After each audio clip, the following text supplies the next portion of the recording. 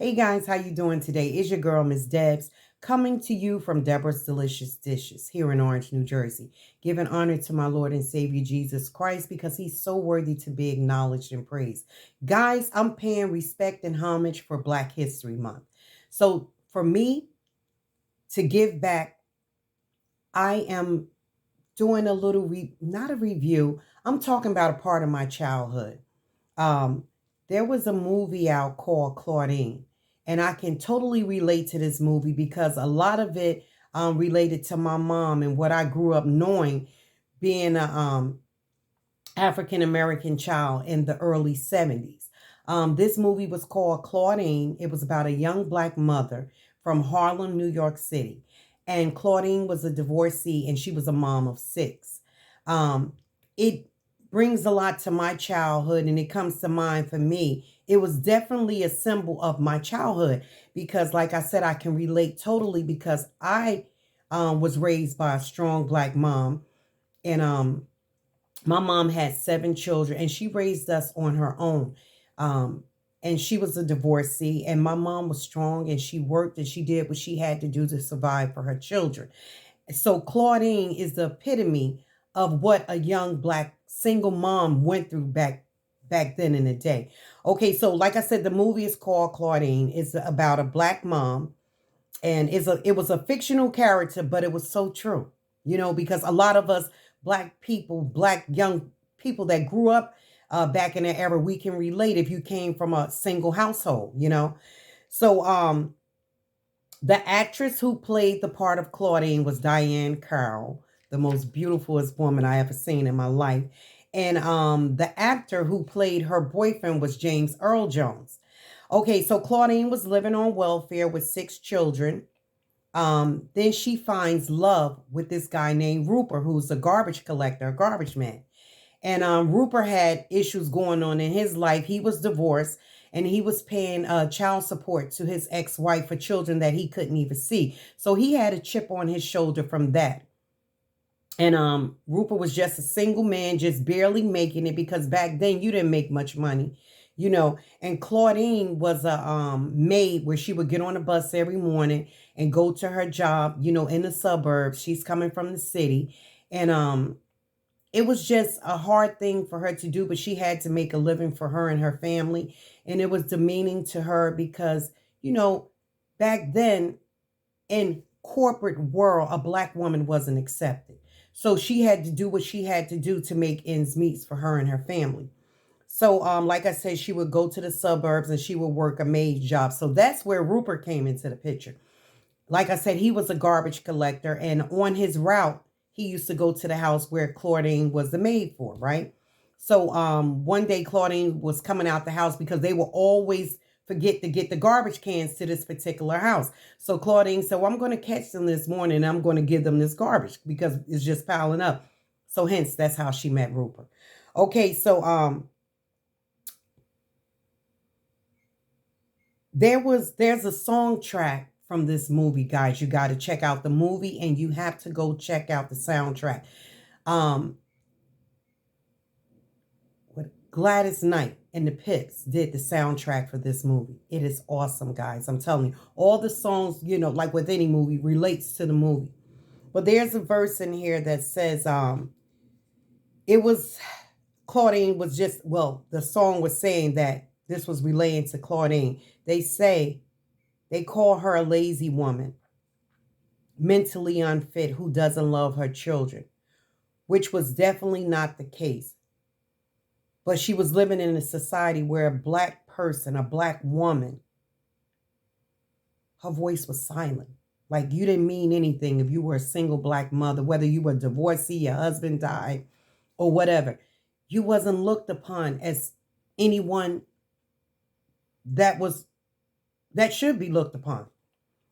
Um, in a case, that wasn't a case for her, but she was living in a society where they didn't accept her. And she was saying, "I'm so tired trying to prove my equal rights in a society that to be heard, you have to fight." In the movie, there was a song called Mr. Welfare Man. And that is a deep song. You guys have to listen to that. Um, Now, getting back to my childhood and why this particular movie means so much to me and is so relatable is because my mom was a single black mother, like I said, and she was on the welfare system for a while, because mom had to do what she had to do. And this movie hits the mark. It really does for every black mother who has been through this, who has been the definition of a so-called Claudine.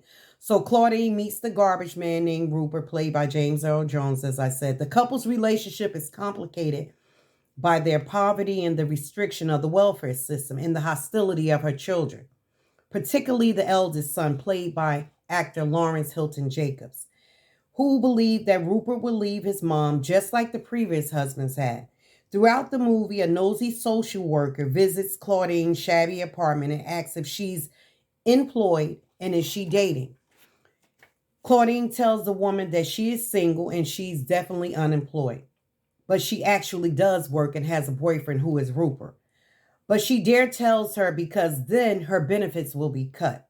She also has to hide her items that her boyfriend buys her, which is so demeaning. Because back then, if they found out that you had a boyfriend and you had someone that was helping you with your finances or helping you with your children or putting food on your table or buying you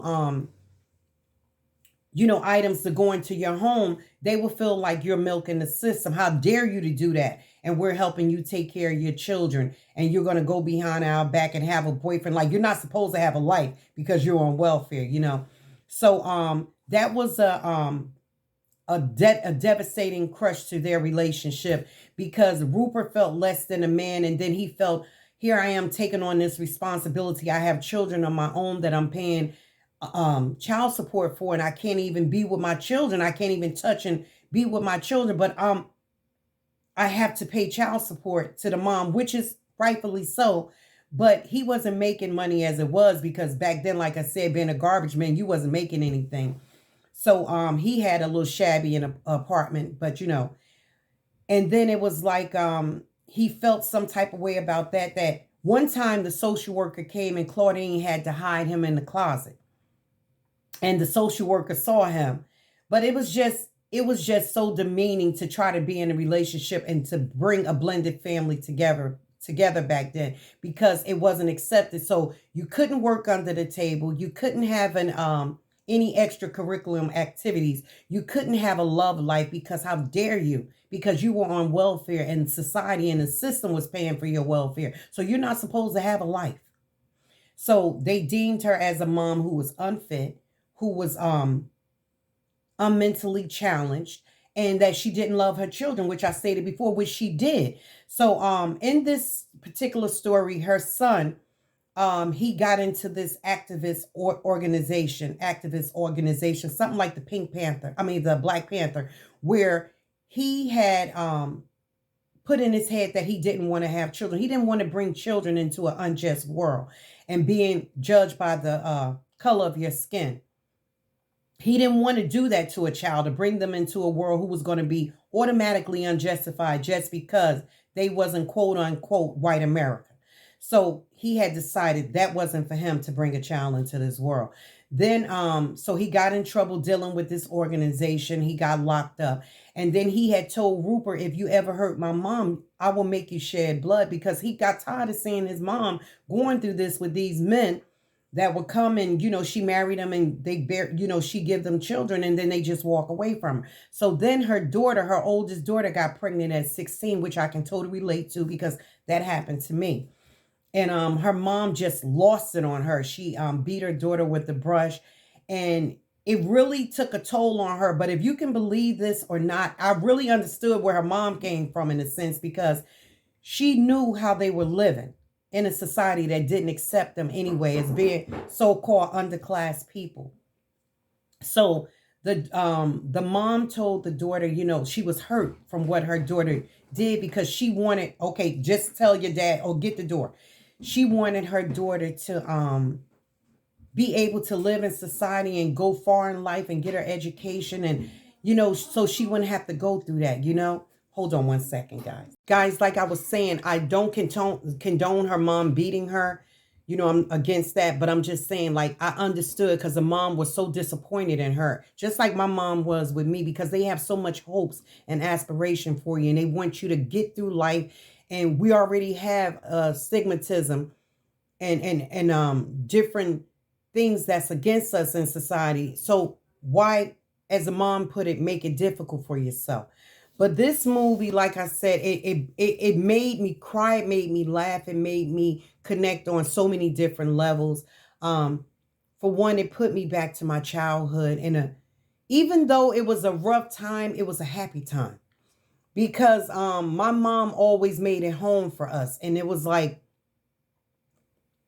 we never really wanted for the. We didn't know mom was on welfare at the time. We didn't know what was going on with her life. We didn't know how she was doing what she had to do to survive and keep a roof over our head. And you just never know what a person go through unless you have to walk in their shoes. So we all can be judgmental and talk about the welfare system and who scams the system and who seems to get over, and or why this mother single with all these children, why she keep having them, she knows she can't support them. But she was married each time, but it's just that the relationships didn't work out. So it just goes to show you that we should never judge a person, first of all, not by the color of their skin, because none of us are better than the other.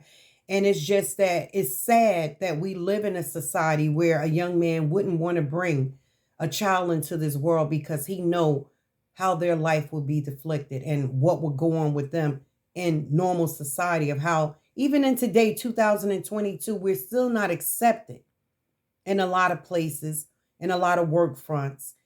We're overlooked from things because of the color of our skin, and it should not be so. But this is a society in the world that we're living in. So, this movie, like I said, it was so dear to my heart because it touched on a lot of things that I went through with having a single mom who was a divorcee, who had a lot of children, who worked and had to work on the system because she couldn't do it on her own. She tried to hold her marriage together just like I did, just like any other person, regardless of whatever the color of your skin is. Certain things in life happen and you have to move on, but still, we shouldn't look down on a person because they had to do what they had to do to survive. But it just means so much to me. It takes me back to my siblings, how we sat and watched this movie. We cried, we laughed about it, and it just means so much to me growing up. That movie, it just means so much to me because it was so many things in the movie. And why it means so much to me, because we were living it.